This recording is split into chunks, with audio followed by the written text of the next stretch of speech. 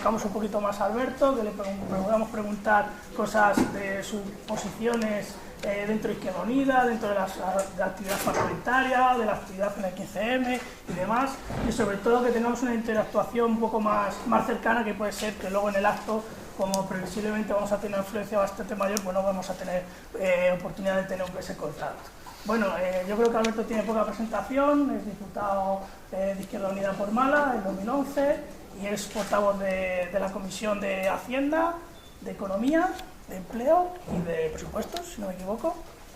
Y más o menos queremos que sea un diálogo un poco abierto y que hacemos un turno de preguntas, se responde y más o menos la participación que sea lo máximo posible. Así que ya sin más le damos paso a Alberto.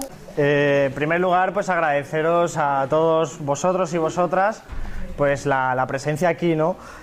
Como se ha dicho, sabéis que después tenemos una intervención a las 7:30 que pues versará sobre cuestiones más generales, y entonces la ocasión al menos la veo así, me corregís si os parece de otra forma, sea tener una oportunidad de transmitir pues cuestiones que vosotros mismos creéis que son más interesantes para hacerme llegar opiniones o preguntas directas, ¿no? Me han pedido que haga una breve intervención, pero una muy breve intervención. Yo creo que quizás, pues sugiero la idea, como después podéis preguntarme todo lo que queráis al respecto de todos los temas de ámbito político, creo que sí que sería interesante manifestaros una visión personal. Me han sugerido los compañeros de Izquierda Unida de Valladolid una visión personal de cómo fue pues la llegada a lo que es la institución del Parlamento, del Congreso, a efectos de cómo he entendido yo esta herramienta. Pues quizás lo sabéis, pero para nosotros el Congreso es una herramienta más entre muchas con las que transformar la sociedad, con la que poder sacar determinados elementos positivos a favor de esa transformación, junto con la movilización social, junto con el activismo sindical. Pues también tenemos las instituciones como espacio en el que se puede también utilizar para generar conciencia y para transformar las leyes y crear pues una normativa jurídica distinta. Yo cuando llegué al Congreso no era nada ingenuo, es decir, sabía perfectamente cuáles eran las limitaciones de una institución como esa. Más aún en una mayoría absoluta del Partido Popular que ya desde entonces imaginábamos pues nos iban a bloquear todo, absolutamente todo. Un ejemplo es que los primeros presupuestos que vimos en el 2012, eran presupuestos de 2012, prorrogados. Todos los grupos que no eran el Partido Popular presentamos 3.000 enmiendas. 3.000 enmiendas de modificación de determinadas partidas presupuestarias. El Partido Popular, haciendo alarde de su capacidad de diálogo, aprobó 3 sobre 3.000, y 3 que correspondían a pues otros partidos de derechas, como puede ser UPN, que es el equivalente al PP directamente, para corregir algunos elementos menores. A mí me han aprobado una cosa solo en el Congreso, entre todas las intervenciones, y fue por error, porque ahora os explicaré. O sea, mi objetivo no es para nada tratar de cambiar vuestra opinión respecto a la institución, pero probablemente lo que haga será daros argumentos para una mayor indignación al respecto de cómo funciona. En las comisiones, bueno, vamos a decir, supuestamente en la teoría política el poder ejecutivo es una cosa y el poder legislativo es otra, es decir, el gobierno es distinto que el Parlamento, pero como sabéis aquí los partidos políticos, a raíz de la Constitución del 78, se configuran de una forma bastante antidemocrática, o dicho de otra forma, las leyes democráticas no entran dentro de los partidos, que incluso legalmente se pueden constituir si quieren como una propia secta, si quisieran lo podrían hacer así, y eso permite que existan mecanismos como la disciplina de voto. Sabéis que existe la disciplina de voto, que algunas personas como Celia Villalobos, que es de Málaga también, como yo, pues en el caso del aborto, en un debate sobre el aborto, votó en contra de las posiciones del Partido Popular. Ella es del Partido Popular y además miembro de la mesa del Congreso, y el Partido Popular le puso una sanción de 500 euros por haber votado en contra de la propia posición del grupo. El Parlamento se ha quedado muy relegado o absolutamente dependiente de lo que es la labor del Gobierno. El Gobierno le dice al Partido Popular, al grupo parlamentario, lo que tiene que hacer, cómo marcar la agenda, lo que debe aprobar y lo que debe rechazar. Por lo tanto, como una mayoría absoluta, pues hace absolutamente lo que quiere y marca la agenda. Un ejemplo es que este miércoles iba a debatir el caso de Bárcenas en el Congreso por parte de Izquierda Unida y del Partido Socialista, que propusimos hablar de Bárcenas, y la mesa del Congreso, que es la que decide si se puede hacer un debate o no se puede hacer un debate, consideró que no era un debate de actualidad y que por lo tanto no se podía debatir sobre aquello. Considero que el Bárcenas en definitiva no es de actualidad y no es importante para la opinión pública. Entonces es un rodillo, como nosotros solemos decir, pero lo es en tanto que reglas de juego y lo es también en un elemento muy curioso. Algunas de estas cosas quizá las cuente también después, pero creo que son representativas. Hubo un proyecto, el del Banco Malo, que cuando llegamos a la Comisión de Economía, que nos reuníamos los ponentes, es decir, apenas 6 personas, para debatir cuáles son las enmiendas que se iban a debatir en un debate más grande. Esto es la burocracia parlamentaria, para que nos entendamos. Todos los grupos que no eran el Partido Popular presentamos 101 enmiendas. Y resulta que el portavoz del Partido Popular, Pujalte, vino y nos planteó y nos dijo lo siguiente. Dijo, mira, os voy a ser sinceros, esto es a puerta cerrada siempre, en el caso de las ponencias. Dijo, voy a ser sinceros, no nos la hemos leído, pero no vamos a aprobar ninguna. No vamos a aprobar ninguna. Claro, en ese momento se te cae un poco el alma al suelo, ¿no? En ese sentido dices, bueno, te replanteas un poco tu vida, pero lo importante era preguntarle que por qué. Y cuando le preguntamos que por qué, nos dijo que todas esas enmiendas tenían que ver con la troika y que con la troika no se negociaba. Entonces el Parlamento queda claramente subsumido en la lógica de otros poderes que son claramente antidemocráticos, como los de la troika, y el Parlamento en última instancia se viene a convertir en una especie de teatro de sombras.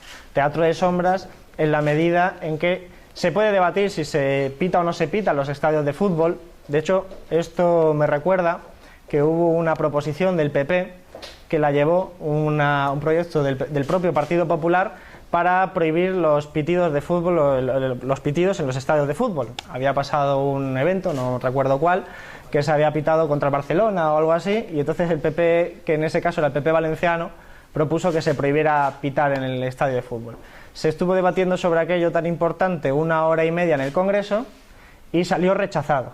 Y diréis, ¿cómo es posible? Bueno, pues porque el propio Partido Popular, esta vez queriendo, votó en contra de su propia propuesta. Entonces, claro, estas cuestiones son absolutamente absurdas, pero representan de lo que sí se puede debatir, porque de otras cosas no se puede debatir, que es a lo que reducen el Parlamento, a un espacio absolutamente secundario. Y luego hay algo que quizás os llame la atención, el otro día, hoy estamos a viernes, ayer intervine en el Congreso a las 3:20, que es la hora de comer, y había 8 diputados del PP, 30 en total en el Parlamento, mientras yo hablaba. Es un ejemplo que habréis visto muchísimas veces cuando ponéis el Parlamento y dice, bueno, ¿qué pasa con el absentismo laboral? No se cuenta aquí. Pues yo voy a decir una cosa provocando. Yo prefiero que no haya nadie. Prefiero que no haya nadie por una razón muy sencilla. Los pocos que suele haber suelen estar haciendo otra cosa, murmurando, hablando entre ellos, y habréis visto también que hay ocasiones en las que ni siquiera los parlamentarios escuchamos al que está hablando, porque otros están haciendo lo que sea. ¿Pero por qué es esto? Pues es porque todo el mundo sabe ya lo que va a votar antes de empezar el debate. Es más, ya se puede votar de forma anticipada. Imaginad lo que significa eso, antes de empezar el debate. Entonces, claro, el Parlamento y la actividad institucional pues acaba siendo un elemento que tiene más que ver con la representación teatral que con un debate riguroso, deliberativo, etc.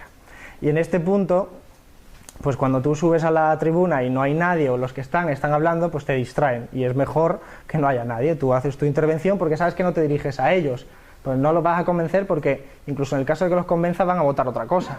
De hecho, yo he tenido una oportunidad en la que estuve hablando de una reforma financiera del PP que el PSOE votó conjuntamente y un diputado del PSOE terminó y me dijo, Alberto, me ha encantado, estoy totalmente de acuerdo. Y dije, ¿y por qué no has votado a favor entonces?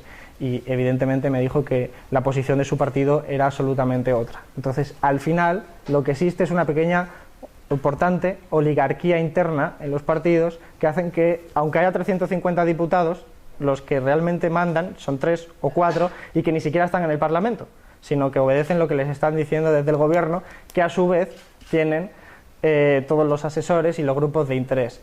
Una cuestión más, que es representativa, es que hace unos años, yo no estaba, se presentó una ley y habitualmente yo en mi correo, por ejemplo, cuando hay una ley que presenta el gobierno, yo recibo un montón de correos de asociaciones, organizaciones civiles, pero también de grandes empresas que me mandan sus enmiendas.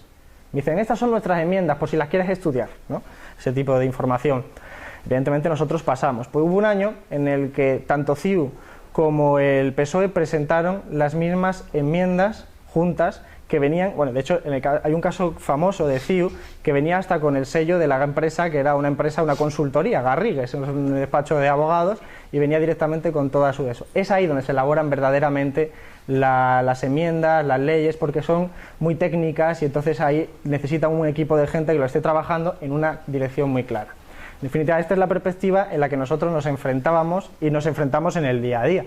Nosotros esto lo sabíamos al llegar. Entonces lo que sabemos es que es una herramienta útil y que utilizamos otras para poder comunicar, como son los medios de comunicación, en la medida que participamos en tertulias, en debates de toda naturaleza, con todo el coste que ello conlleva también a nivel de todo, de todos los sentidos. Y los utilizamos sabiendo que el objetivo del Parlamento también, en un contexto de mayoría absoluta, es que sirva de altavoz para llegar a la ciudadanía y comunicar que hay alternativas y comunicar en última instancia elementos ideológicos.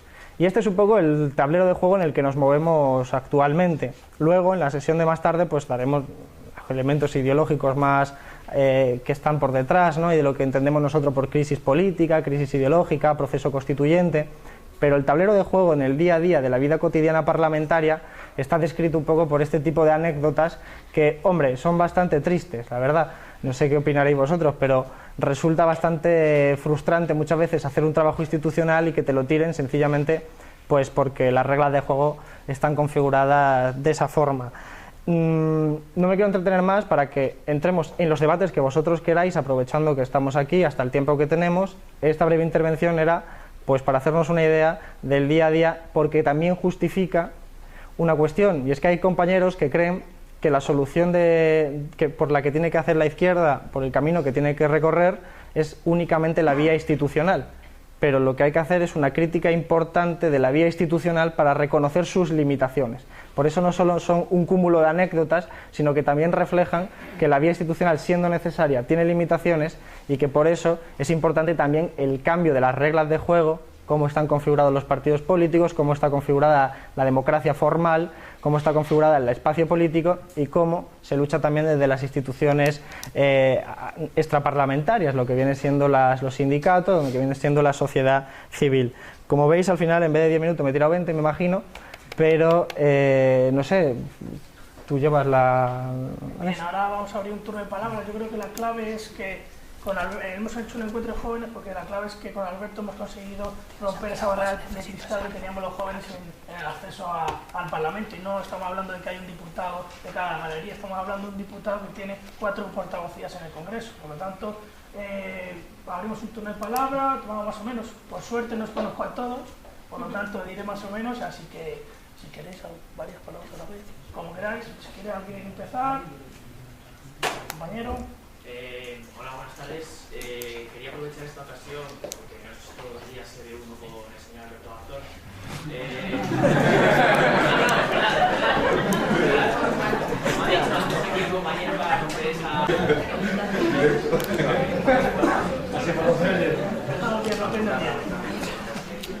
Bueno, gracias por lo de señor. La verdad me puedes tutear porque no... Me esperaba la pregunta, no tan rápido, pero... No tan rápido. Está bien, no es particularmente de actualidad, pero es interesante. Vamos a ver, yo soy miembro del Partido Comunista de España, nunca he renunciado a ello y nunca lo he escondido tampoco, y mucho menos en programas de televisión donde pues tienes que debatir con la ultraderecha, que además te acusa de ello como si fuera un crimen, y tú sales y les rompes los esquemas pues diciéndole, oye señor, es que yo estoy orgulloso de serlo, y rompes los esquemas, ¿no? Me identifico como marxista en la medida que hago análisis de naturaleza y de tronco marxista sin ser un marxista ortodoxo. Marx existió en la época que existió, hizo una labor, y Marx pues no hizo una Biblia, o al menos yo no lo entiendo que fuera una Biblia. En ese sentido ha habido experiencias históricas que se han basado en el manifiesto comunista, en las ideas comunistas, que no solo son de Marx, sino de muchísimos más autores, y por lo tanto está siempre sujeto a la heterodoxia. Rosa Luxemburgo pues criticó absolutamente muchos elementos de lo que hoy sería el socialismo ortodoxo. Son debates muy interesantes porque provenimos cierta tradición de ahí, y la experiencia de la Unión Soviética es una experiencia muy particular, una experiencia que surge en 1917, que tiene una guerra civil, que tiene una guerra mundial, que es un país prácticamente feudal, que se reindustrializa de una forma brutalmente rápida, que consigue arrancar todos los elementos de condiciones materiales de vida, de precariedad absoluta que existían en ese régimen previo, que por lo tanto satisface muchos de los elementos de sanidad, educación y cuestiones, conquistas que no existían previamente, pero a la vez, pues con la llegada de Stalin, pues al final se pone en marcha una maquinaria evidentemente antidemocrática, en la que se mata, se asesina también, no solo, de hecho, a lo que podrían considerarse disidentes ideológicos no comunistas, sino que también pues caen muchas personas que habían participado en la Revolución Rusa. Por lo tanto, creo que no es ningún faltar a la verdad reconocer esos elementos, pero que eso precisamente se hace para poner en boga pues una sociedad sin clases, que es la sociedad comunista. Esa es mi interpretación. Todo lo que tenga que ver, porque yo tengo todos los días, lo puedo asegurar, gente que me dice, es que tú no dices socialismo 10 veces al día, como dice la liturgia. Bueno, es cierto, pero no importa. Yo creo que las herramientas del marxismo son las mejores para entender el día a día de una sociedad capitalista, con ciertas mejoras, porque la sociedad también cambia, y eso el materialismo dialéctico lo averiguó perfectamente. Pero también sé que cuando yo voy a la televisión, pues hay una herramienta que es la comunicación, con la que tú tienes que intentar transmitir unas ideas de acuerdo a sus marcos conceptuales. Te lo voy a decir de una forma muy sencilla. Si yo voy a una cola del paro y le digo, compañero, tienes que venir esta tarde a la huelga, porque la plusvalía relativa ha subido por las nubes, la absoluta está disparada y la composición orgánica del capital nos demuestra que la revolución es inminente. No me va a entender. Ahora, si somos capaces de superar esa liturgia comunicativa y pasar y traducirlo sin dejar de hablar de lo mismo y traducirlo en otros marcos conceptuales, probablemente podamos al final convencerle de que lea El Capital y que llegue a esos conceptos, pero de una forma más inteligente. Sí, por supuesto. De todas formas, sí, por supuesto, pero que intentemos también que no hablemos de la Unión Soviética hoy todo el rato.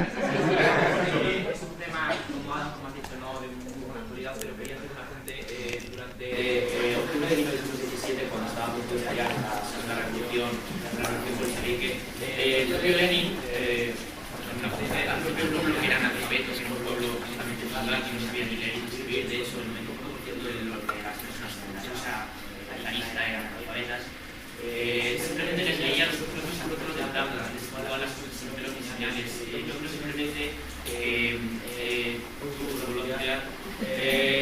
un debate de la sexta unida, por ejemplo, que habla de centros políticos en Cuba, por ejemplo. Podrías hablar de lo que es la dictadura del proletariado, son pocos. Es decir, es cierto que no tenemos una cierta complejidad a lo que es las masas para que nos puedan entender, pero hay que hablar sin tapujos. Hay que decir que instaurar una dictadura del proletariado, pues se dice sin miedo. Usted dice, está orgulloso de pertenecer al partido comunista, y hay que decirlo. Estamos de acuerdo. Yo no creo que sea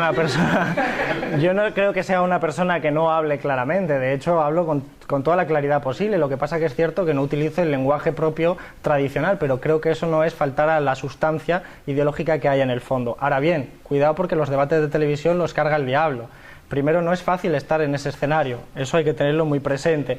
Segundo lugar, ellos quieren marcar la agenda política. A mí me presentaron como joven economista, como diputado, para hablar de la crisis económica y de la regeneración política. Y acabamos hablando de la guerra civil y de la Unión Soviética.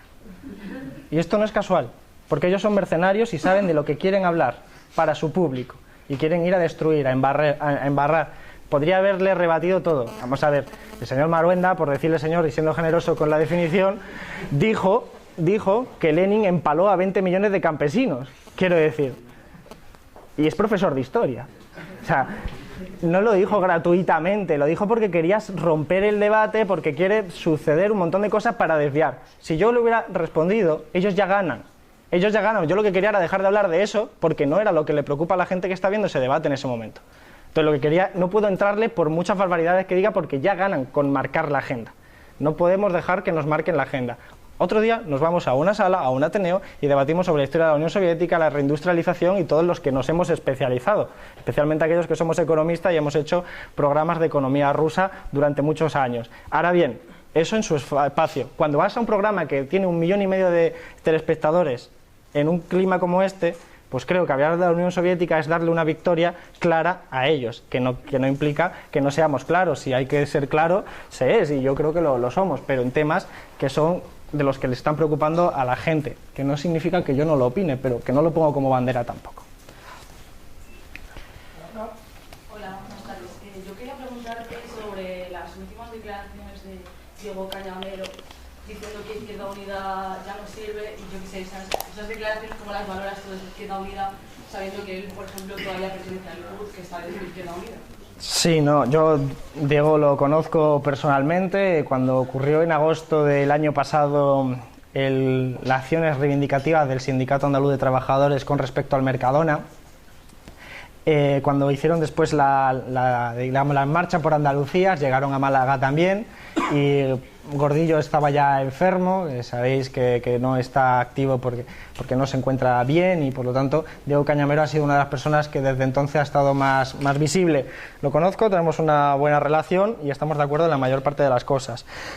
No obstante, se trata de unas declaraciones que están sacadas fuera de contexto. Tú misma lo has dicho, él forma parte de la institución que corresponde a Izquierda Unida. Lo que sí creo que él quería decir, porque le conozco y porque estoy de acuerdo con ese razonamiento, es que Izquierda Unida sola no puede, en la medida en la que su organización actual, tal y como está configurada, pues resulta claramente insuficiente, de acuerdo a las encuestas, de acuerdo al sentir de la gente, para transformar la sociedad en el sentido que nosotros queremos. Por eso, pues creo que en el fondo está siendo crítico, el SAT es muy crítico con la situación en Andalucía, con determinadas gestiones que se están haciendo desde la Junta de Andalucía. Creo que se refería a eso, a la necesidad de construir un nuevo instrumento que, por supuesto, incluya Izquierda Unida, pero que vaya mucho más allá y que tenga una raíz mucho más radical. Eso es lo que él quería decir. Y en ese sentido, y interpretado de esa forma, yo estoy de acuerdo. Ahora, si el razonamiento, como algunos han querido pretender, es que Izquierda Unida se disuelva y entregue las armas, no estoy de acuerdo. No estoy de acuerdo porque Izquierda Unida es una formación y como tal tiene que ser un instrumento. Pero eso es, un instrumento. Si el instrumento es útil, nos servirá. Si el instrumento es inútil, no nos servirá. Pero es un instrumento. Después había como una especie de pregunta, no me acuerdo muy bien, que le decían, bueno, tú perteneces al CUT, que está dentro de Izquierda Unida, y es como que, no sé, parecía una respuesta vaga que se dejaba caer, en plan, claro, no sé, he estado ahí desde hace muchos años y es como en plan, pertenezco ya casi por tradición, pero realmente pues hay muchos puntos en los que discrepamos, que es normal también, pero no sé, es curioso, es paradójico. Pero yo creo que fue una interpretación del periodista que sacó claramente un titular, y incluso la propia redacción estaba hecha de esa forma. Diego Cañamero pues forma parte, como hemos dicho, de lo que es Izquierda Unida, por mucho que sea una minoría en términos orgánicos dentro de Izquierda Unida, porque la CUT no tiene mayoría en Andalucía, aunque tiene un peso muy importante. Pues es un colectivo tan heterogéneo como Izquierda Unida, es normal que pasen esas cosas, pero no creo que quisiera decir lo que hay gente que con cierta maldad también está pretendiendo poner en la boca de Cañamero. Bueno, yo, Alberto, sí que quería preguntarte algo quizá puede estar relacionado con esto, que es que, bueno, siempre te hemos oído, lo acabas de comentar, pues que si llegar a la institución es un fin en sí mismo, que hay que tener en cuenta los límites, ¿no? Incluso voy más allá, desde el punto de vista tal y como está constituida ahora mismo la institución, no deja de ser un instrumento de agitación política, pero no va mucho más allá.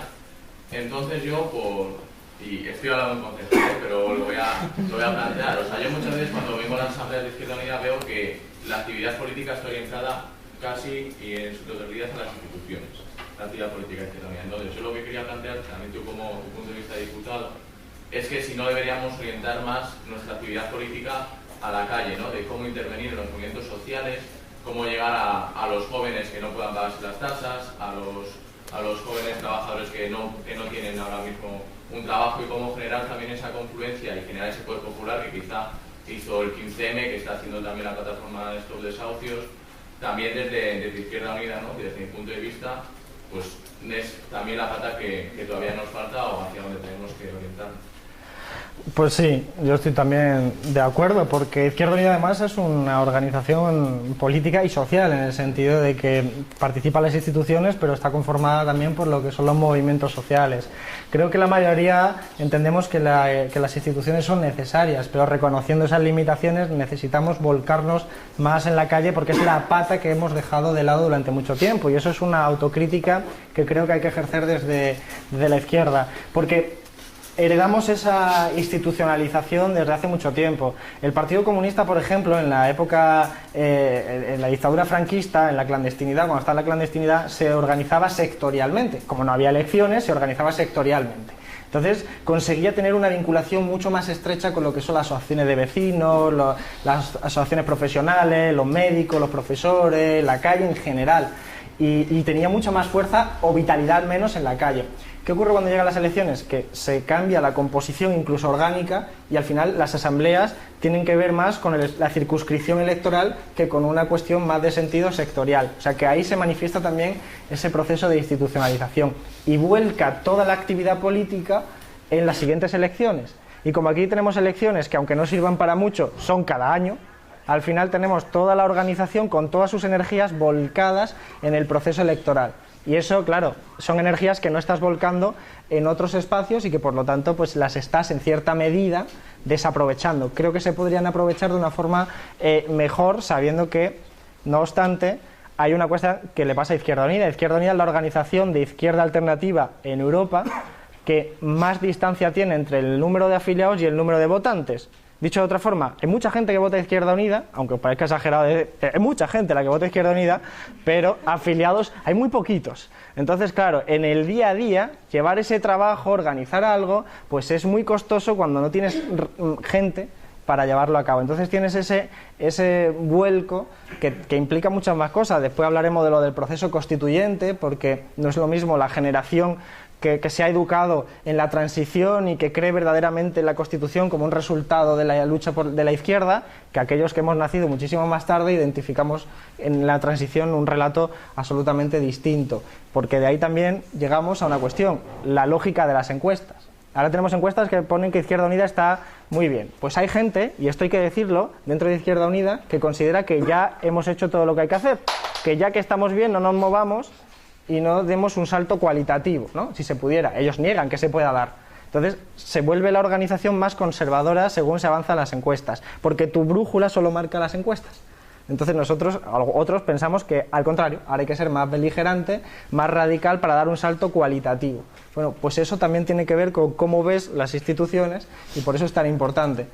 De hecho, en Madrid, que es un lugar conflictivo incluso para la izquierda, o sobre todo para la izquierda, a mí, compañeros de la izquierda, tanto dentro de Izquierda Unida como fuera de Izquierda Unida, me acusan de movimentista, como si fuera un insulto. Quiero decir, es como, tú es que eres un movimentista, ¿no?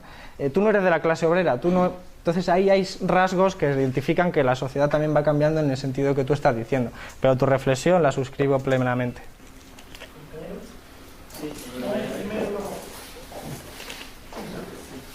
Mi pregunta iba en el sentido de, parte de la has comentado con la primera pregunta que ha habido, en el sentido de estrategias de comunicación política. Yo por lo menos hace unas semanas estuve en una granja, estuviste también allí, no sé si tuviste la oportunidad de ver el taller de Pablo Iglesias. No, bueno, hablaba un poquito de este tipo de cosas, ¿vale? Pablo, para que se me entienda, unos alarméis, llamaba de alguna manera frikis a los que hablaban un poco en los términos pues, que pueden venir en el capital, y digo frikis, a lo mejor no en este ámbito, pero sí de puertas hacia afuera en la calle. A mí sí que me parece importante el tema de acercar el lenguaje a la gente de la calle, y me parece no importante sino fundamental. Y yo sí que veo, quizá no en tu caso ni mucho menos, pero en otros parlamentarios de tu grupo, que sí que falta un poco quizá esa cercanía, esa mordiente también de cara pues, a transmitir ese tipo de mensajes. Luego sí que me gustaría preguntarte si no creéis o si no creéis en este caso, que hace falta un poco más de mordiente también, ya no en el debate parlamentario, sino fuera, como el caso de Esperanza Aguirre, para que nos pongamos, cada vez que habla Esperanza Aguirre, crea el tema de conversación para una semana. Entonces yo no sé si planteáis ese tipo de estrategia también. Y luego también, pues, ha habido, por ejemplo, debates parlamentarios, como por ejemplo el del 1 de agosto sobre el tema de Bárcenas, que a mí personalmente, y lo digo aquí, y es Rosa Díez, a la que me refiero, me parece que barrió al resto de gente que está debatiendo, simplemente por la cercanía de ese mensaje.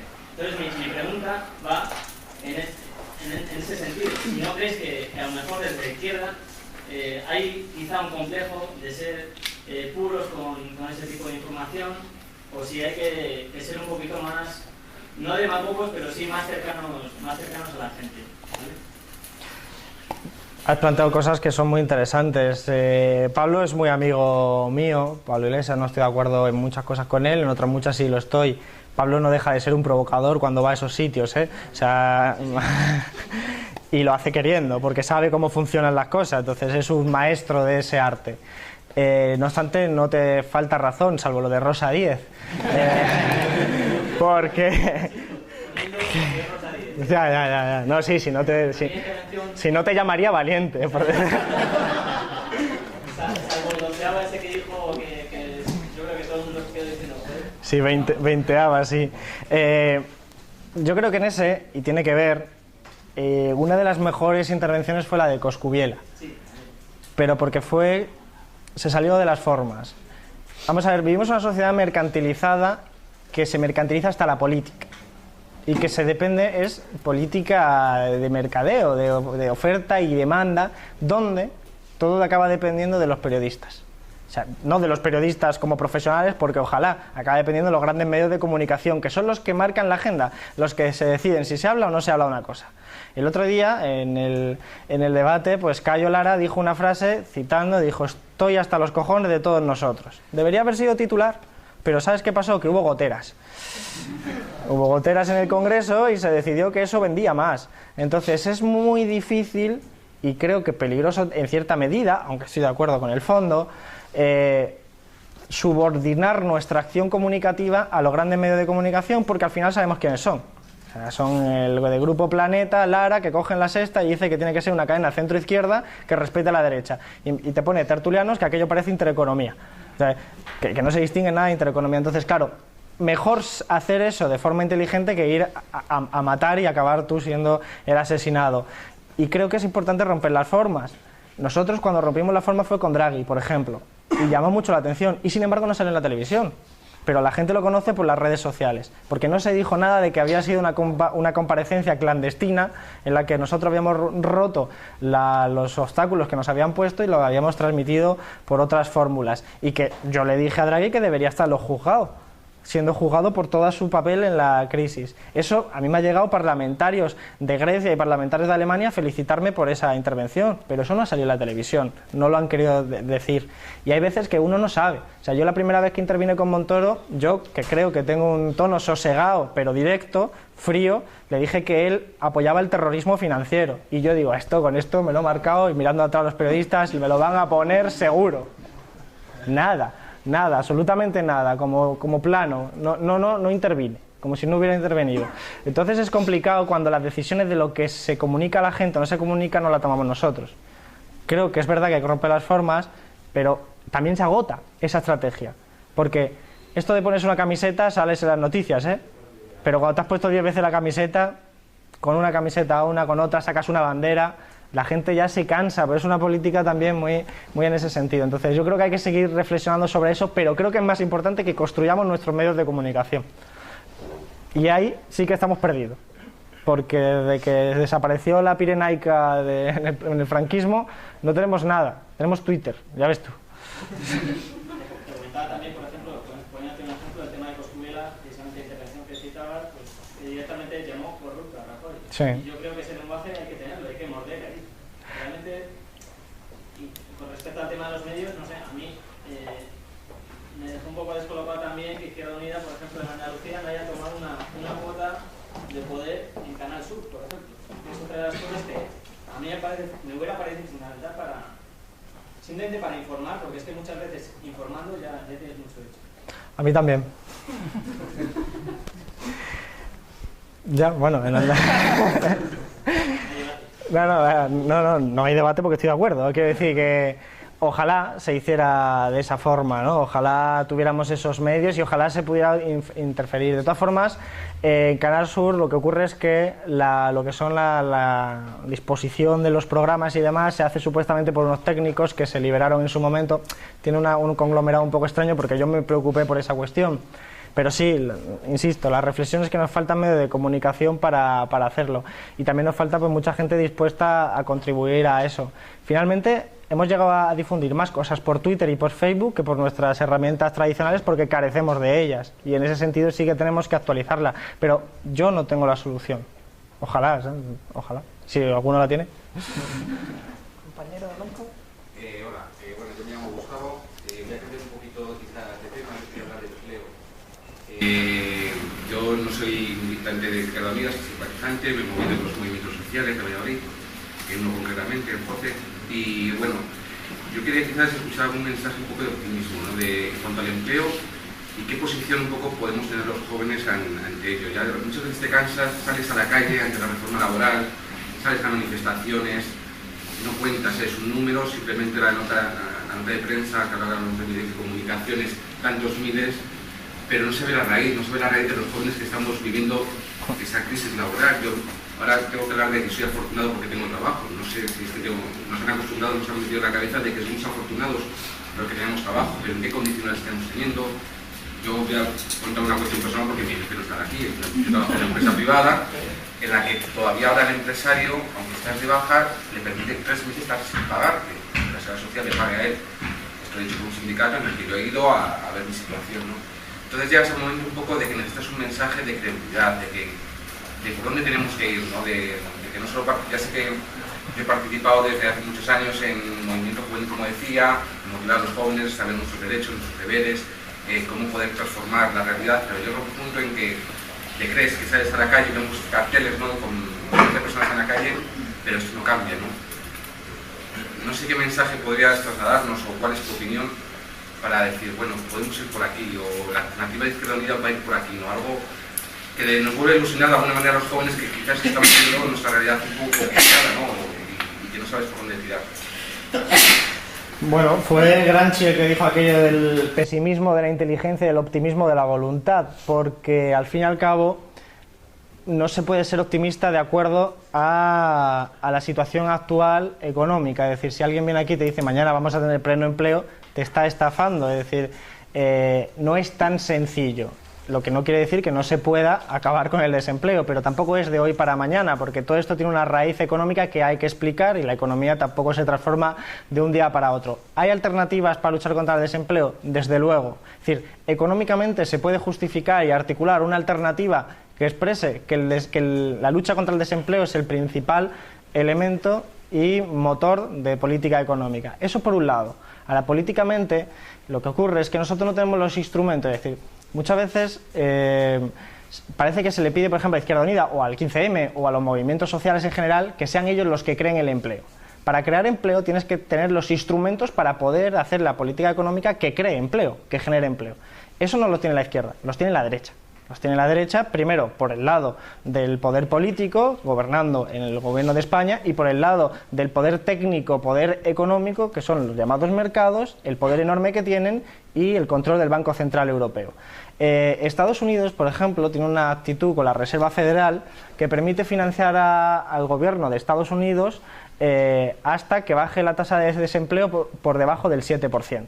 Ha considerado, ellos tienen un instrumento, para que nos entendamos, sin necesidad de ser economistas, tienen un instrumento que es la Reserva Federal, que es como sería el Banco Central nuestro, para financiar directamente al gobierno para que creen empleo y que lo creen en unas condiciones lo mejor posible, porque es una directriz. El Banco de Japón hace exactamente lo mismo. Nosotros no tenemos ese instrumento, porque es el Banco Central Europeo, que es independiente, no depende de ningún parlamento, es una persona que supuestamente no es ni de izquierda ni de derecha, sino de extremo centro, como Rosa Díez, y que realmente tiene la capacidad de financiar o no financiar a los estados. Y de esa forma, además, controla en definitiva un poder muy importante de la política económica, nos empuja y nos pone una camisa de fuerzas que nos restringe las capacidades de generar empleo institucionalmente.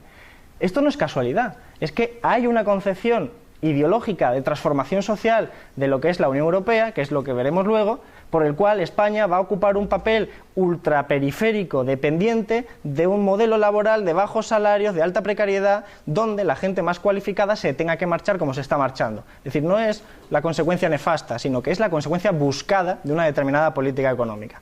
Para poder cambiarla hay que conseguir los instrumentos. Eso tiene que implicar tener el Banco Central, pero también tener el Gobierno de España, porque si no, ellos son los que legalmente tienen eso. O hacer una revolución, pero no parece que sea lo probable ahora. ¿Cómo conseguimos animar a la gente y lanzar un mensaje esperanzador? Las encuestas señalan, y los estudios sociológicos, que la mayor parte de la gente que se manifestaba en el 15M no era desempleado. O sea, tampoco era trabajador, pero oficialmente no eran desempleados. Muchos estudiantes que ocupan como inactivos y que por lo tanto no son desempleados en el sentido de los 6 millones de parados. Entonces, hablamos de que sociológicamente falta conciencia de clase, en términos clásicos, falta conciencia que tenemos que crear de alguna forma. Pero a mí me cuesta, yo os soy sincero, en el día a día, de hecho, hay un tal incultura política, a mí la gente me para por la calle, por cierto, por salir en la tele, no por ser diputado, y me dice, tú tienes poder, tú puedes cambiar las cosas porque sales en la tele. Y te cuentas su problema personal, y entonces, ¿qué haces? O sea, pues que no tienes ese poder. Es complicado generar eso. Aparte que los sindicatos tampoco nos están ayudando mucho, por lo menos los dos grandes. O sea, el Comisiones y UGT, en sus líneas generales, pues desgraciadamente el descrédito no es gratuito tampoco. Es decir, mucho es injustificado, pero tampoco es gratuito. Entonces, realmente tenemos que dotarnos de nuevas herramientas, pero tampoco es la panacea. Ahora, eso sí, hay que tener el optimismo de la voluntad que decía al principio. Hay que mandar un mensaje de esperanza y hay que demostrar que existe esa alternativa. Si el Partido Popular está muy contento porque los 31 desempleados menos y se felicita de que puede bajar a finales de año del 27% de la tasa de paro hasta un 26,9%, por ejemplo. O sea, es una bestialidad, sobre todo desempleo juvenil. Pero es que, ojo, es que tiene que ver con el modelo de sociedad que ellos están construyendo. En el fondo están de acuerdo porque consideran que el mercado se ajusta solo y que esto es un trance necesario. Un trance necesario que al final nos vamos a adaptar. Fue Monti quien dijo que se había acabado eso del empleo estable y que los jóvenes se tenían que acostumbrar a cambiar de un país a otro, que no podían ser tan cómodos. El presidente puesto tecnócrata de Italia, es decir, su pensamiento es ese. Y cuando te dicen, como Maruenda, por cierto, paro o precariedad, es porque su modelo de sociedad es ese, pero porque ellos han puesto antes las bases para que solo pueda ser eso. Entonces, es muy complicado políticamente articular optimismo con todo lo que está cayendo, es extraordinariamente necesario, pero no es fácil por los elementos comunicativos que tú decías. Ahora bien, técnicamente, toda la documentación que quieras para demostrarte que se puede generar empleo. Es más, la historia lo demuestra que políticamente y económicamente, incluso con tasas de paro históricamente muy elevadas, se generaba empleo. Ahora, mejor que lo hagamos a nuestra forma que a la suya, que suele ser las guerras, que es una forma muy fácil también de generar una demanda importante, como se hizo en el régimen nazi o como hizo Estados Unidos en la Segunda Guerra Mundial. Entonces, se puede hacer políticamente, técnicamente, pero hace falta, dicho de otra forma, se puede hacer técnicamente, pero hace falta voluntad política. Pero mientras gobierne Rajoy, pues no tenemos nada que hacer, porque ellos, es como la banca pública. Termino con esto, no está entre mis habilidades en la contención verbal, podéis comprobar. Cuando nosotros pedimos banca pública o la nacionalización de los medios de producción que tienen que ver con el ámbito financiero, para mí me parece una solución. Pero ojo, cuidado con quien la gestiona, porque ya tenemos banca pública, solo que la gestiona Rajoy, y la tenemos en Bankia, por ejemplo. Por lo tanto, los instrumentos técnicos son necesarios, pero no son suficientes. Hace falta una dirección política. Por lo tanto, hay que tener el poder político también, como uno de los requisitos, para poner en marcha políticas de lucha contra el desempleo. No es fácil, pero ahí estamos.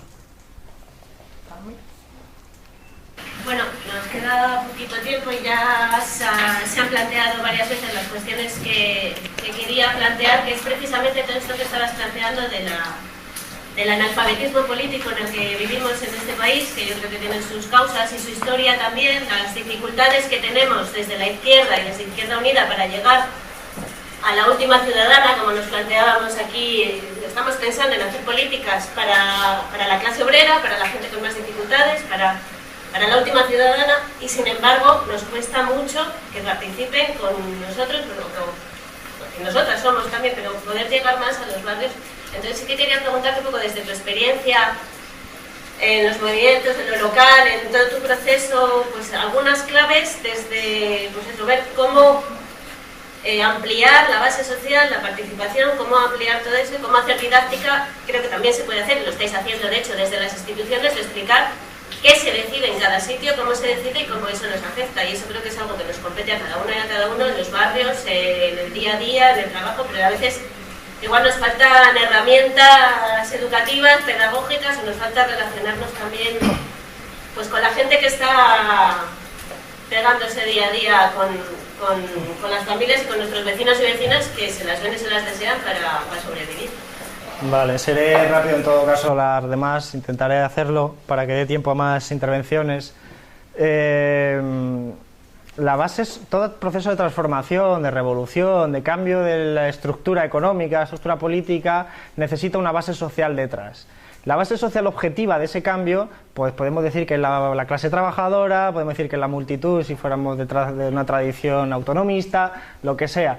Pero lo que está claro es que hoy la mayoría de la población se beneficiaría con una transformación de esa naturaleza. Lo que también está claro es que la base subjetiva, la base social subjetiva, es muy reducida. Es decir, hay mucha gente que se beneficiaría potencialmente, de acuerdo a los datos, pero vota PP.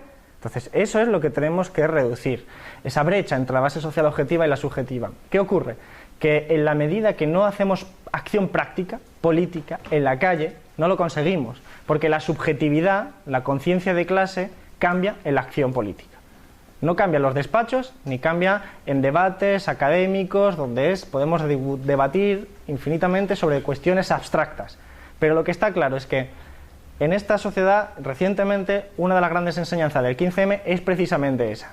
Es tradiciones históricas antagónicas en el papel que han estado luchando conjuntamente para parar un desahucio. Y cuando estás atado frente a un compañero que viene de una tradición histórica diferente y te pega igual de fuerte la policía a ti que a él, generas una identidad compartida que te permite limar todas las diferencias ideológicas que son totalmente insustanciales. Entonces, es la acción política, la acción práctica, la que nos ayuda a romper todos los prejuicios ideológicos que están en el papel. Y eso es una de las enseñanzas que yo creo que nos tenemos que dotar, porque nos ayuda también a comprender que dentro de los despachos no hacemos nada. O sea, no podemos estar en los despachos y esperar a que la gente venga, nos cuente su problema y nosotros entregamos una moción y se arregló.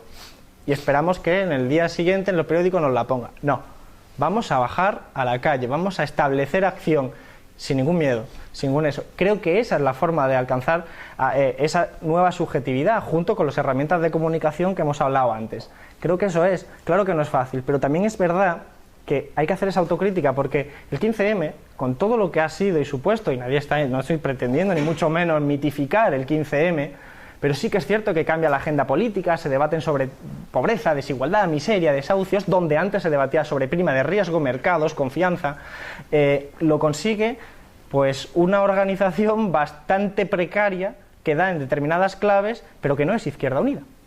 Y que lo que para los desahucios tampoco es Izquierda Unida, son la plataforma afectada por la hipoteca, que por supuesto tiene muchísima gente de Izquierda Unida dentro. Es más, en Madrid son todos de Izquierda Unida del Partido Comunista. Y cuando van a los debates de televisión, todos tienen el carnet del partido, pero son de la plataforma. No todos, pero sí una importante mayoría, porque nos conocemos todos. Pero, ¿por qué no ha sido Izquierda Unida el instrumento que ha...? Porque ojalá esas manifestaciones que llenaron las plazas de miles y miles de personas la hubiera organizado un instrumento como fuera Izquierda Unida. Ojalá, ¿no? Pues yo creo que ese es el objetivo. Que Izquierda Unida tenga la potencia y la fuerza suficiente para hacer esas acciones. Y para eso hay que hacer una autocrítica y después tomar las acciones. Y creo que esa orientación hacia los movimientos sociales, como se decía antes, es la clave. No todos los compañeros dentro de Izquierda Unida comparten esta tesis, pero también es parte del debate interno fomentar esta idea. Vale, yo te iba a preguntar 300 cosas, pero como veo que no hay tiempo, pues resumiré en 3 o 4 concretas.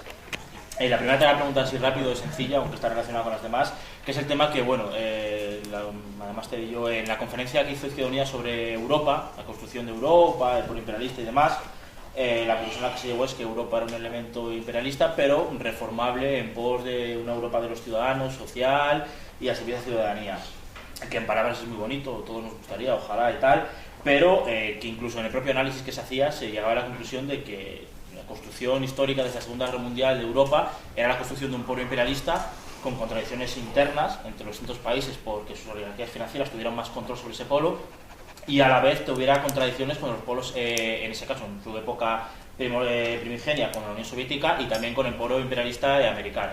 Entonces, si entendemos que sabiendo que analizando económica y socialmente la construcción de Europa es un... Perdona que te corte. Tenemos 20 minutos y hay Vale, yo las pregunto todas en 10 minutos, que le doy 10 minutos de contestación. Pues eso, que la construcción es un polo imperialista. ¿Cómo es posible que podamos analizar que es reformable cuando la contradicción interna entre capital y trabajo se da en todos los países y no es posible que, a menos que todos los países se desarrollen en un plano socialista, pueda darse esa contradicción? O sea, estamos apostando por algo que sabemos que es inviable de su propia óptica analítica. Vale, esa pregunta. La del tema de poder tener poder contra el gobierno, nada, pues ya has contestado movimientos sociales. Vale. Hay una pregunta que quería hacerte sobre un artículo que publicaste en tu blog, que no me acuerdo cómo se llama exactamente porque tienes muchos y recordarme todos es chungo, que hablaba sobre que el fin último era ser ciudadanos de un Estado socialista democrático socialista, no me acuerdo del orden en que lo ponías, y que tampoco duraba mucho más el artículo, entonces tampoco te explanabas mucho en él, supongo que por tiempo, redacción y demás. Y quedaba un poco, no sé, no comprendía el concepto de Estado socialista democrático o Estado de derecho o Estado... O sea, un Estado socialista no es un Estado de derecho democrático, un Estado democrático no es un Estado socialista. Bueno, entendiendo eso, pero entendiendo el papel que todos sabemos, analizando históricamente la construcción del Estado como parte intrínseca de la superestructura del capitalismo, vemos que estás hablando de que el Estado de Derecho, que es alguna construcción que hizo el capitalismo para llamar su propio sistema, en contraposición a la Unión Soviética, le llaman Estado socialista. Entonces, son preguntas, si tengo dudas, estamos aquí para debatir, ¿no? Si no te quiero contar, hay 5 palabras pedidas y queremos que respondas. Bueno, lo de preguntas son ponencias, ¿eh? Exactamente. Entonces, entendiendo eso, que expliques un poco mejor, es que no entendí yo todo el artículo o no te explanaba suficiente. Y después hay otra pregunta que era más al hilo del tema del trabajo, que muchas veces cuando Izquierda Unida interviene en el Parlamento, o se te ve ahí en el canal 24 horas, cuando las pocas veces que lo dan y demás, muchas veces siempre habla de que para fomentar el empleo, pues planes viables, para crédito para mediana y pequeña empresa, planes hay que derivar la reforma laboral y tal, como intentando analizar, sin llegar a ello, porque tampoco se profundiza mucho, que volver al antiguo y volver a un sistema en el que el crédito fluya a la pequeña y mediana empresa, esos quieren puestos de trabajo, que tengan mejor salario, que consuman más, es como el fin último en el que la clase trabajadora se avanzará en su posicionamiento. Entonces, entendiendo que a una pequeña y mediana empresa, a una escala mucho más reducida, sigue siendo un medio de explotación y de extracción de plusvalía, ¿cómo es posible que nosotros intentemos siempre fomentar si dan un paso más? Si avanzamos mucho, por ejemplo, educación gratuita, sanidad gratuita, universal, incluso una banca pública, no la que nos venden, sino una banca pública real, después nunca damos el paso hacia, más allá de a veces de hablar de nacionalización de medios así muy, pues de la banca y demás, pero no avanzamos hacia el paso de cooperativismo como paso primigenio, una nacionalización estatalizada de los sectores estratégicos, que es la única manera real de dar un paso de creación de empleo real, porque bueno, aun teniendo nosotros el gobierno, no se daría. Vale, por favor. Bueno, se puede debatir aquí. Que lo mira... Bueno, necesitaría 3 horas o 4 para responder. No. A ver, la del euro, si te parece, y espero que tengas la oportunidad, la vemos después, la del euro, Europa, porque versa en gran parte sobre eso después en la intervención. La de las pequeñas y medianas empresas también tiene relación con esto, son preguntas económicas. Tienes en cierta medida razón, el discurso económico concreto de Izquierda Unida en la práctica es, a mi modo de ver, excesivamente moderado en esas ambiciones y no resuelven en la base del problema, pero bueno, es el que es. Y luego hay una cuestión sobre el Estado de Derecho que has planteado, se ve que no lo escribí bien, o sea, está claro, pero no me da tiempo a tratarlo, obviamente, para dejar a otros los compañeros que pregunten o que intervengan, que hay una cuestión que se nos olvida. El Estado de Derecho, que es, mejor dicho, el orden constitucional, para ser más justos y teóricamente, en términos teóricos hablando, no es el producto del capitalismo, es el producto de las ideas de la Ilustración, que fundamentan el capitalismo. Pero no solo el capitalismo, hay que recordar que también Marx se hacía referencia mucho de la Ilustración. Es más, la Revolución Francesa, con su radicalización en Robespierre, la Revolución Francesa, con su canto de la Marsellesa, cuando surge la Revolución Rusa, en el 17, cuando se monta la primera asamblea, se canta la Internacional y la Marsellesa. Por lo tanto, las ideas de la Ilustración, que no son otras que recuperar el republicanismo griego, que dice lo siguiente, que dice: no queremos un gobierno de los hombres, sino un gobierno de las leyes, es también parte de la izquierda. porque no, un gobierno de los hombres permite la opresión de la mayoría contra una minoría, y se vio claramente en el régimen nazi.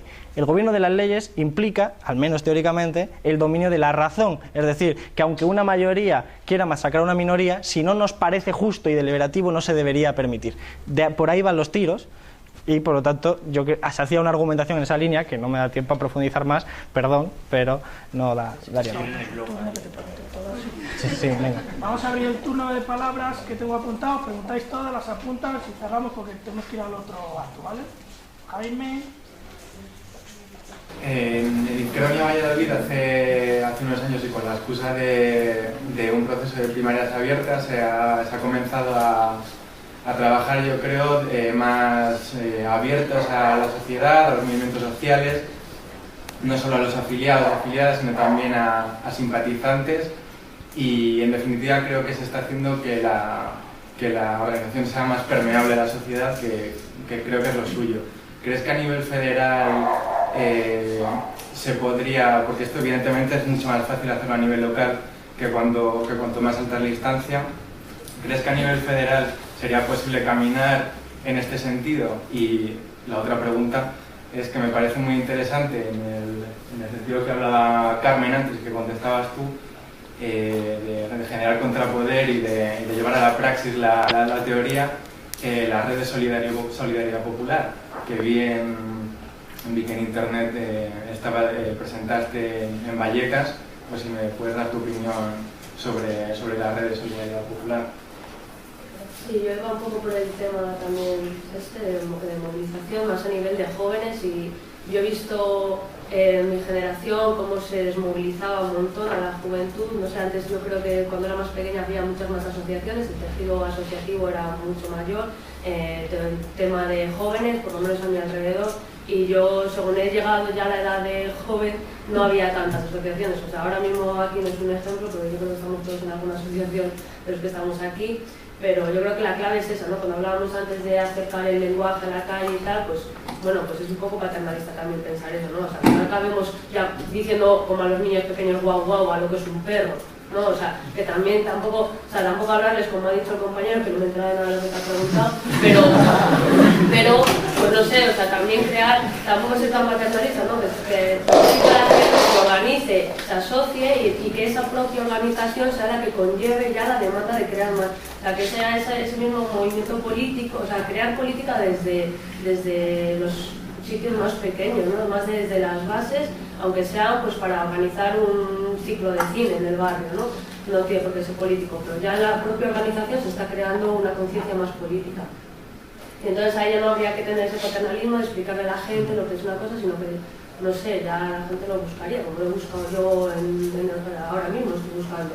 Y entonces ese sentido, ¿por qué ha habido esa desmovilización? Cuando antes sí que había muchísimo tejido asociativo, y ahora los jóvenes que sí que hacen mucho voluntariado y hacen muchas cosas, pero no tienen esa capacidad de organización de cara a los movimientos, a las movilizaciones. Yo creo que es indispensable hacer las movilizaciones de base. Si no hay un tejido organizativo asociativo, no creo que sea muy posible eso.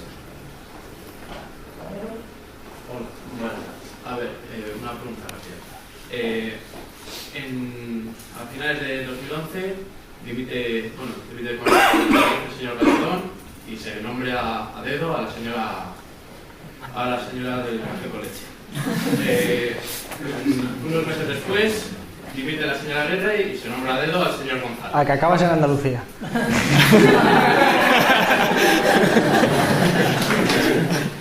Pues creo que no voy a tener que hacer la pregunta. Yo no soy militante de Izquierda Unida, pero como simpatizante, ¿cómo lleva usted, que es andaluz además, y tiene que verlo allí, y seguro que lo tiene más claro? Yo entiendo que Izquierda Unida tiene que tener cierto poder para llevar a cabo pues, sus medidas, como por ejemplo el decreto antidesahucios, que me parece una muy buena iniciativa. ¿Cómo los que no somos militantes, simpatizantes, que vemos que lo de Aguirre, todos sabemos que está mal, ¿cómo lo llevamos? ¿Cómo lo llevas tú, que eres andaluz, que eres de Izquierda Unida y que has criticado lo que luego se ha hecho? Incluso en una comunidad en la que sabemos que está todo el lío montado de los seres, todos sabíamos lo de Riñán, todos sabíamos lo de todo. Pero, ¿por qué luego cuando se hace una pregunta, unas elecciones, por decirlo de alguna manera, una votación sobre si Izquierda Unida tiene que apoyar o no al PSOE, se hace después de apoyar en la investidura? ¿Por qué ahora no se vuelve a hacer? ¿Por qué? Todo... Sí, acabo de hablar.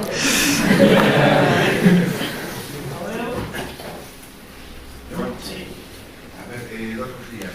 Hablabas antes del 15M, diciendo que había que descentralizarlo un poco, que yo creo que mucho en muchos sentidos, y entre ellos porque, por lo que estaba comentando ahora el chico que ha hablado antes, yo creo que hay un elemento muy naif antipolítico que yo creo que puede llegar a ser peligroso y que dentro de lo que tiene que ser una cultura política trabajada habría que tener más en cuenta. Me refiero, por ejemplo, a cuestiones como lo de las listas abiertas o lo que está diciendo ahora, o sea, lo de que limita un presidente, un alcalde, alguien, pues digamos que la forma de organización no es la elección directa en España, tendría que plantear, pero en muchos casos ese cambio, lo que supondría, por lo menos yo lo entiendo así, es una pérdida de trabajo colectivo. Entraríamos en una dinámica mucho más personalista y yo lo que entiendo es que lo que tendríamos que trabajar como uno de los elementos básicos de la política es precisamente hacer lo que Julián en ese momento llamaba programa, algo en lo que de alguna manera se participe y se tenga una línea de continuidad, y eso, por ejemplo,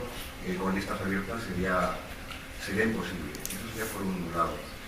Por otro, te he oído antes, era un poco tarde, pero sí que te he oído la frase de Gramsci, del optimismo de la voluntad. Gramsci también decía algo así, que como cuando la Revolución Francesa se hizo, la Revolución Francesa ya estaba hecha, y yo creo que tiene que ver con cosas de las que se están planteando aquí, como por ejemplo lo del lenguaje. Yo veo ahí al fondo un gobierno de dimisión, elecciones ya, y me suena absolutamente viejo.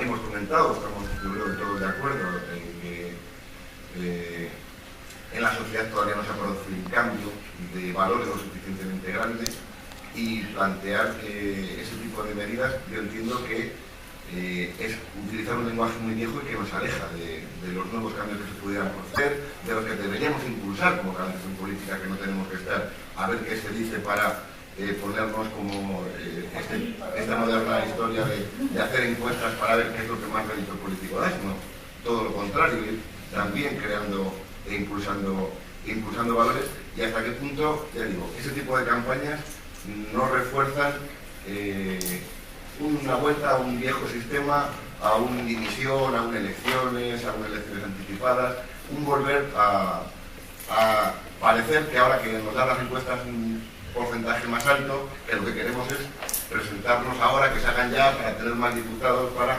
volver al círculo de querer entrar con más fuerza en un sistema que ya está. Que el trabajo tiene que ser, entiendo, planteo, olvidarnos un poco de este tipo de mensajes y seguir más ese consejo gramsciano de optimismo de la voluntad, pero de tratar de que cuando se haga ese cambio, el cambio ya esté hecho.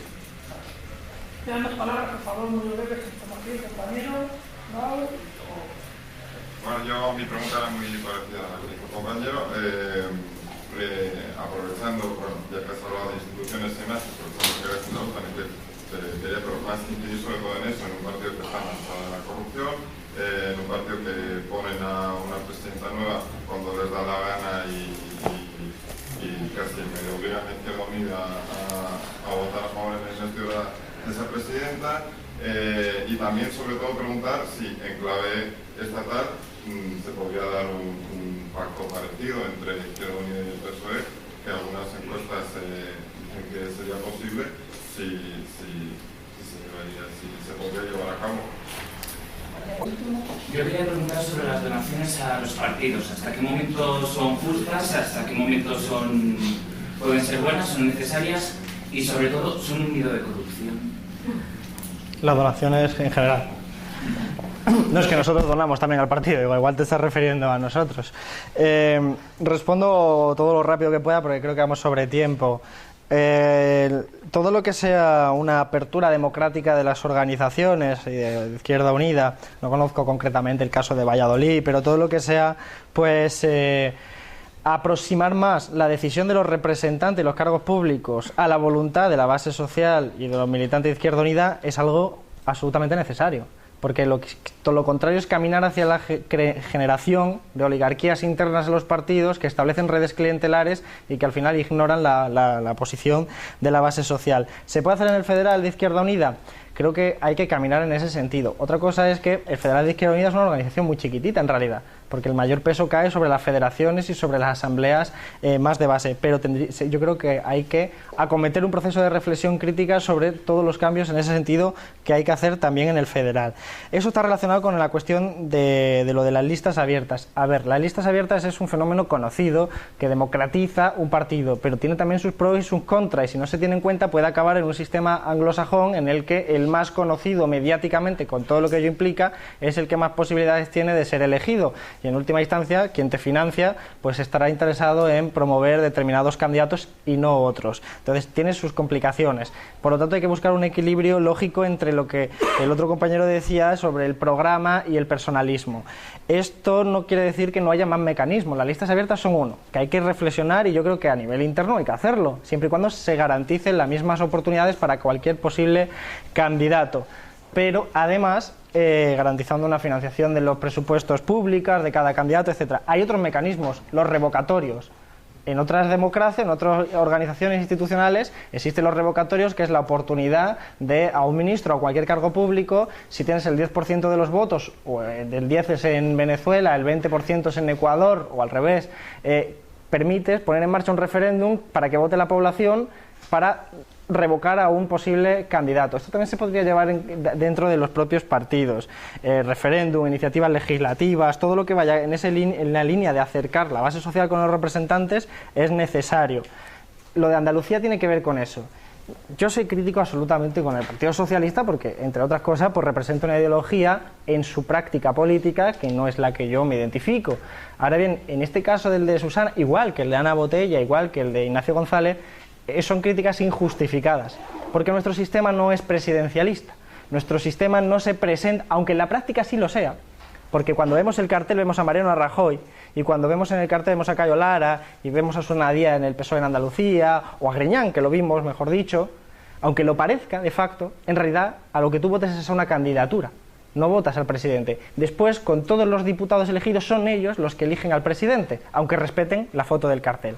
Por lo tanto, es perfectamente legal, e incluso dentro de este sistema de reglas legítimo, cambiar de presidente, porque si ahora mismo quiere cambiar y elegir a otro, es el propio Parlamento el que elige a otro. Por eso es tan legal y tan legítimo en el caso de Ana Botella como en otro, aunque haya una malinterpretación de cómo funcionan las reglas de juego del sistema político español y se utilicen de determinada forma. Pero en este caso hay que ser justos, no se trata de ningún elemento. Otra cosa es ya la opinión que podamos tener pues de la propia organización del PSOE en su implicación con el caso de los ERES, que evidentemente lo acorrala de corrupción, que fueron redes clientelares brutales entre los sindicatos o determinados aspectos de los sindicatos y las organizaciones, el organigrama de cierta parte de la Junta de Andalucía, que evidentemente eso hay que depurar responsabilidades.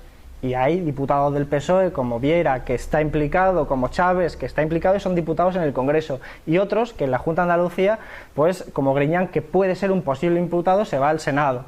Pero también hay una presunción de inocencia. Es decir, yo creo que nadie puede estar en la Junta de Andalucía mientras esté el pacto con el PSOE, nadie que esté imputado, que ya es saltarse un poco la presunción de inocencia, pero se hace por motivos éticos. Si tienes sospecha, dimite. Después ya que el tiempo diga si eres culpable o no eres culpable. Pero cuando ni siquiera son imputados, porque Griñán todavía no es imputado, pues sería un exceso cargar contra él, porque pues quién sabe lo que se va a determinar, y abriría un precedente incorrecto. Esto no excluye que a mí el PSOE me parece, como alguien preguntaba del Pacto Nacional, pues en su práctica política ha hecho exactamente en economía lo mismo que el PP, lo mismo, Solbes, y prácticamente igual que Rato, igual que Elena Salgado, igual que Montoro y de Guindos, la misma línea. No impide ver que en derechos sociales son totalmente distintos: aborto, eutanasia, derechos civiles, matrimonio homosexual, totalmente distintos. Las cosas no son blancas o negras, pero en términos económicos son lo mismo. Y mientras el PSOE tenga el discurso de Rubalcaba de agacharse ante la troika y subordinarse ampliamente, no va a haber pacto posible, porque los pactos no se hacen de antemano, sino que se establece un programa. Y si el programa del PSOE es como el que pactó con el PP, de apoyar los tratados de libre comercio, de apoyar determinadas políticas de la troika, pues ahí no va a haber posible pacto en el Estado nacional. Pero los pactos se hacen, como decía Julián Guita, pues sobre un programa y no sobre los prejuicios previos. Lo del paternalismo, voy terminando. yo no creo que haya que tener una actitud paternalista, pero sí que hay que inducir a la participación, porque no nos engañemos, la gente, no toda la gente está demandando participación. En última instancia, la gente que sale a demandar participación numéricamente es pequeña. Y yo tengo la experiencia de trabajar en presupuesto participativo hace unos años, que es muy difícil que la gente salga incluso a su bar a debatir unos presupuestos participativos en localidades muy pequeñas, para debatir cosas como la farola, donde se pone el parque, lo que sea. Entonces hay que crear también una conciencia. No hablo tanto de paternalismo como de establecer canales para que se puedan tomar esas decisiones. En ese sentido yo creo que sí, pero sí es generar también esa conciencia cívica de participación política. Lo de la hegemonía de Gramsci, porque al fin y al cabo hablaba de hegemonía cultural, cambio de valores, con los cambios de lenguaje y no este lenguaje tradicional, creo que es necesario. Lo que pasa es que también sería excesivo pensar que nos vamos a transformar de repente toda la organización y hacer un nuevo lenguaje que tampoco sabemos por dónde van los tiros en ese nuevo lenguaje. Es complicado saber qué deberíamos poner en ese cartel. Coscubiela lo que dijo fue decir que era un gobierno corrupto. A lo mejor una alternativa es decir que dimita este gobierno corrupto, pero tampoco luego al final se normaliza en el tiempo. Lo hablábamos antes también hablando de la comunicación y por lo tanto no insisto más. Y finalmente las donaciones a los partidos. La ley, aparte de ser oscura, es muy tramposa. Uno de los elementos que se ha propuesto en Andalucía es la prohibición de las donaciones privadas a partidos políticos, es decir, que solo se puedan financiar a partir de la financiación pública. Siempre y cuando esa sea transparente, es a priori lo más justo. Lo que pasa es que una cosa es el papel y otra cosa es la realidad. Está claro que el PP ahora mismo está bajo un presunto, una acusación de presunta financiación ilegal, que es todo lo de la Gürtel, todo lo de Bárcenas, etcétera, y todo tiene que ver con las donaciones. No es casual que las grandes empresas sean las que donen al Partido Popular en determinado momento y sean además, por otra parte, las que reciben los concursos públicos para hacer las grandes infraestructuras y los que se llevan el dinero. Esa interrelación entre corrupción y sistema económico tiene que ver con las donaciones. No quiere decir que todas sean así. También hay gente que dona, incluso millonarios que donan porque creen en los valores morales del Partido Popular. Pues puede ser. No tiene por qué tener un fin delictivo, pero es verdad que es muy fácil utilizar eso. Ahora bien, las donaciones verdaderamente ilegales no suelen contabilizar. Aquí la política real se hace en las cafeterías y va por sobres. Así que las leyes se las saltan de todas formas, incluso aunque sean de esta naturaleza. Quiero decir que aunque prohibamos las donaciones privadas sobre la ley, pues si alguien lo quiere hacer, buscará los elementos y entonces lo que habrá que hacer es sancionar y buscar y prever mejor eso. Siento haberme alargado tanto y no dejar tantas eso, pero ahora continúo hablando. Así que, pues nada, muchísimas gracias de mi parte, de verdad, muchísimas gracias, pero que aquí estamos. No sé cuánto pasaré por Valladolid otra vez, pero aquí estoy. Muchas gracias a todos por participar en este acto que queríamos que era muy importante y muy accesible para todos. No tenemos tiempo para más. Dar las gracias a Alberto, que es una persona muy cercana y yo creo que nos ha resuelto casi todas las dudas. Y ahora nos vamos al acto y un aplauso para él.